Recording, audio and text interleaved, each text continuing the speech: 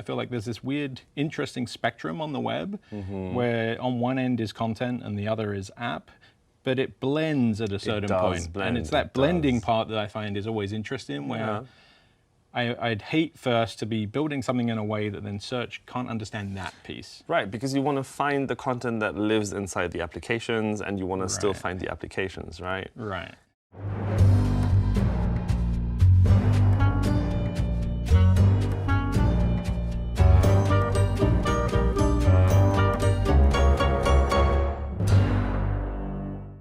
Hello and welcome to SEO Mythbusting. Today I have Dion Almaer with me. What do you work on? I work in the web developer ecosystem group here at Google. And so that's within the Chrome organization, but we work across Chrome and search and ads and all of the different areas of Google that care about the web. Personally, my passion is about the ecosystem, hence the name. So it's about looking at the health of the web and what are we doing to really help developers, but even beyond developers, hence the SEO world and the like, to make sure that people being successful, right? So that could be successful in building amazing user experiences, but it's also successful in actually being able to pay the bills. And so they can keep making those amazing user experiences. That is great. So when I have you here today, I would love to talk about SEO in the web platform going forward. So we want to look into like what are the new use cases, what are the things that are coming up next, and what are the things that we from the search side should be preparing for, let's say.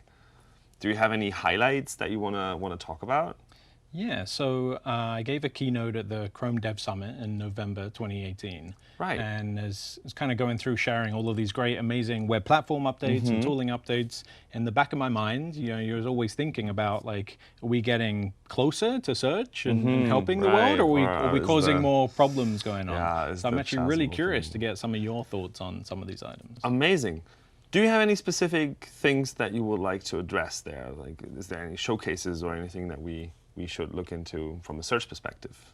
Yeah, so one case study actually that we showed was Pinterest, and it really got me thinking because, you know, they came along and their growth team built this new PWA. That's fantastic. It's amazing. Like, the performance is top notch. It's a great experience. So they've got this great PWA that's really exciting. Then they've got their kind of regular desktop site.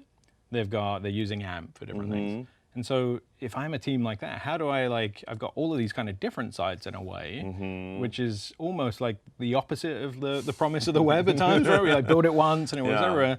So like, which of these, what's the one that I want to give to search? Like, how do I think about that? That's a really good question. So I think generally speaking, if you have the same content in multiple ways that you present them to the user, find out the one that is most likely to apply to as many people as possible. So if you have one specific thing for, let's say, like signed up users to actually remix it or something, that might not be the thing that you want to surface to search, because me coming into it from outside and not having ever used it, and I might not even be able to use the feature, and then it's like, why am I getting here? So try to think of what are people typing into a search bar. What is the purpose that they're coming from? I want to see this image board that Dion has created for Chrome Dev Summit. So I might type in like image board Dev Summit, and then I want to get the PWA probably because it loads fastest and it is available even if I'm offline and stuff like that. So give me that, but also link to the AMP version, because then we can also show the AMP version next to it. So it is not really a ranking signal, so we might see like different rankings there depending on the purpose and the user characteristics, what they type into the search bar. But if you link them, then we can make the decision for you, so you don't have to worry about that kind of stuff. If you then have a desktop site as well, that is great as well. If it's responsive, that's even better.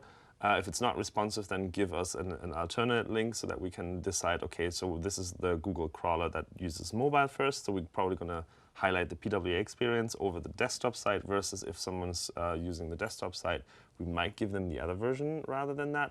But we are trying to make the right decisions for your users so that you don't have to worry about these things. But strategically speaking, give us a canonical that makes sense to as many people as possible, so that we can surface the related information based on what people are looking for, rather than any differences in the presentation.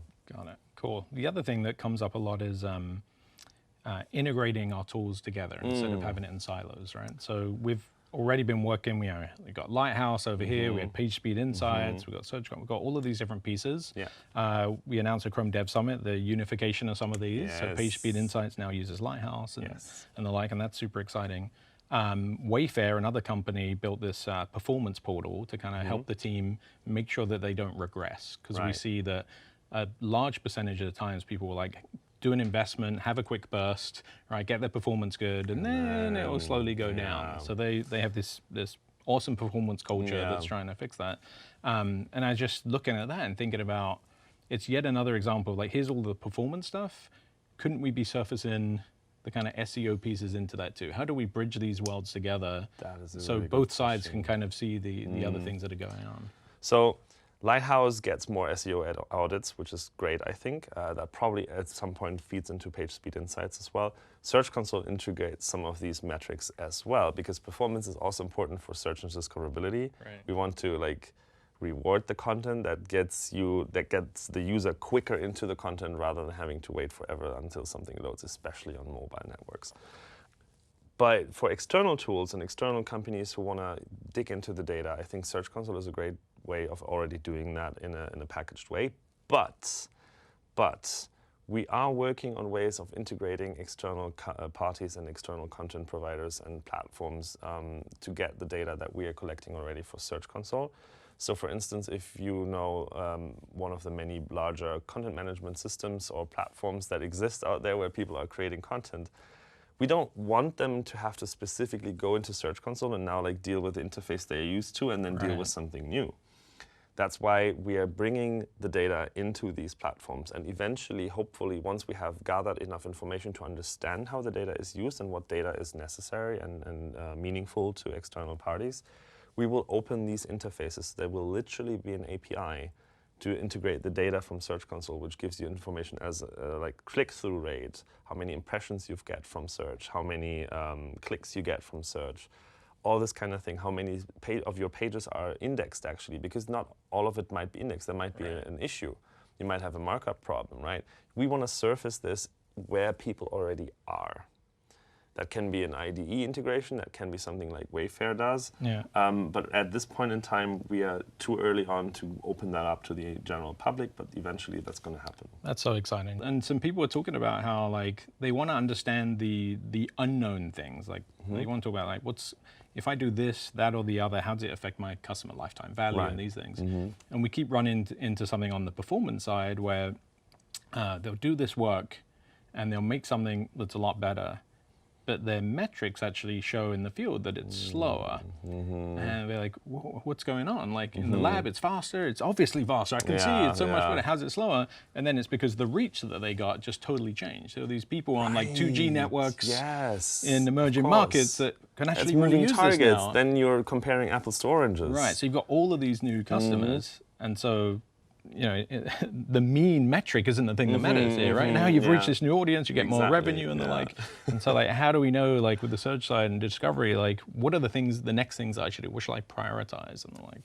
Right. I think a bunch of stuff that Search Console gives you already is kind of handy for that. You see how certain content works and how certain other content might not work so great, and that can have technical reasons, or it can be actually content reasons. So what we are trying to do is we're trying to also broaden the perspective a little bit. I mean, you said that like, oh yeah, we're in this metric right now. We want to improve performance, but actually it has degraded, and it's like, well, it has, but it's not a bad thing, because what actually happened is we opened up to more people. Right. That happens with search as well, if you look at it from a more holistic perspective. So if you're not just looking at technology, but also at your content strategy. Yeah. And what I would love to see happening is that if we bring this data to where people already are, that people become more aware of it, that maybe you should also look at your content and the way you present it and the way you make sure that you're talking to the person on the other end who is trying to solve a purpose, right?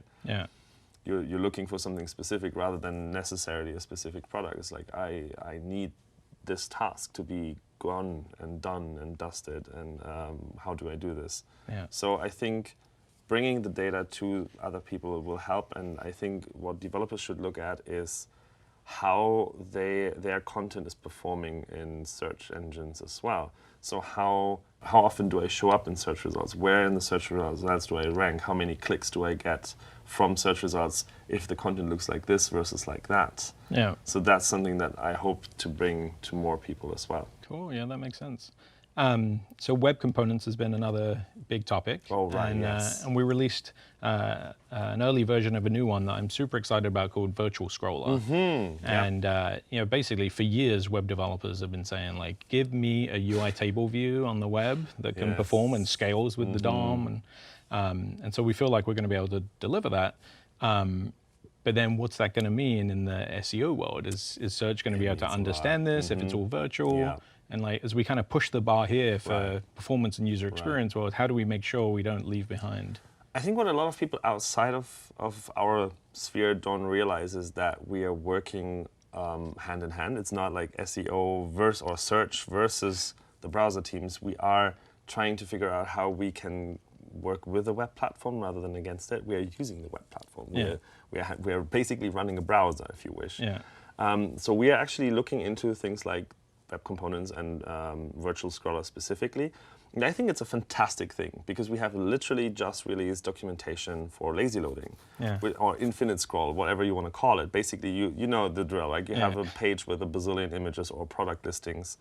You can't have them all on the page right away, right? You want to make sure that as the user goes through the content, it comes back. How often did it happen to you that someone sent you a link? So it's like, have you seen this product? And then you go to the link and you see a lot of things, but not that product. Right, totally. And then they go, oh yeah, you have to scroll down for a few minutes. Right.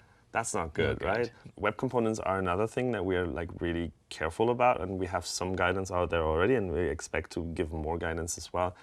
Because if you build new web components from scratch, they look like they're semantic, but they're not necessarily semantic in the strongest sense, right? If it's a button that just happens to look like a button, but really is a div underneath, you lose a lot of the accessibility features, and so does search also loses a bunch of the semantics behind it.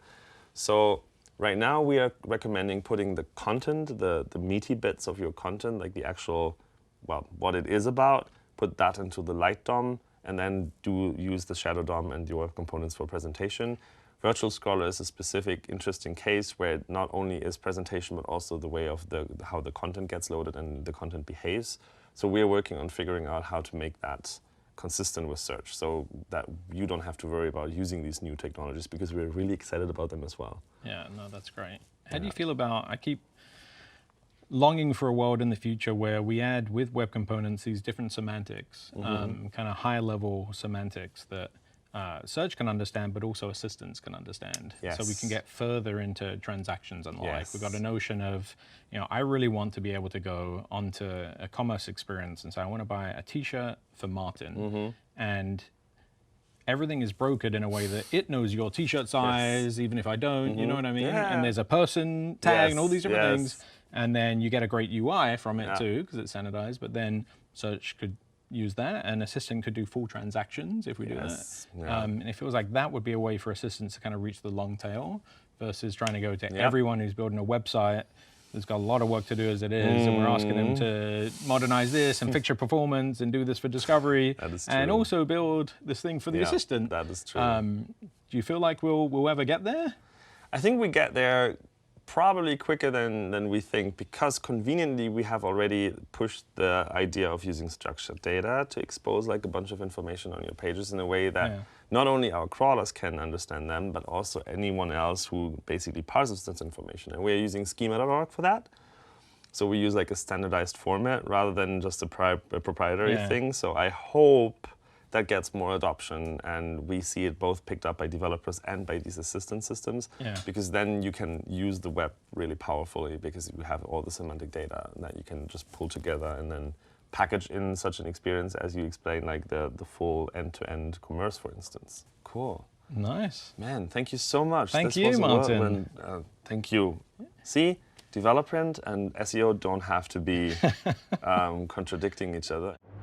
Also, the iced tea is pretty not good. Pretty watery. But it has the fantastic right color. Like, you picked the exact correct prop.